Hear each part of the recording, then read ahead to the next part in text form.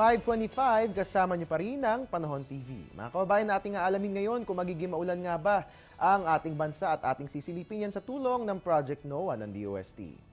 Ayon nga po sa ating chance of rains, nakikita nga po natin yung color scale sa aking gawing kanan. Kapag pumapula, ang ibig sabihin 70 to 100% chance of rains ang ating mararanasan. Makikita nga po natin ang mapa ng ating bansa. Nothing to worry about, maliban na lamang dito yan sa Bicol region na mapula po dyan. No?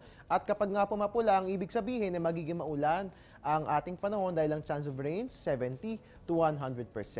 At para kayo mismo ma-access nyo yung ating Project NOAA, pwede pupuntahan yan sa ating website. It's www.panahon.tv.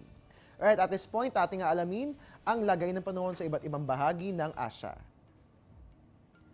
Hong Kong, mataas ang temperature, 16 to 22 degrees Celsius. Beijing, China, naku, nararamdaman naman po natin dyan ang lamig ng winter dahil ang ating temperatura pumalo na po sa negative 1 to 12 degrees Celsius. Jakarta, Indonesia, 25 to 31 degrees Celsius. Hanoi, Vietnam, 14 to 26 degrees Celsius. Mababa po yan.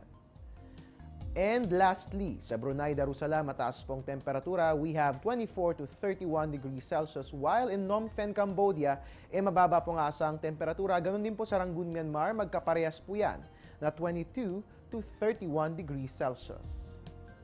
At mga kabayan, sa ating pagbabalik, alamin natin ang mga naitala nating maximum and minimum temperature. Ganun din po ang aasahang lagay ng panahon sa mga sakahan sa bansa. Magbabalik po ang Panahon TV.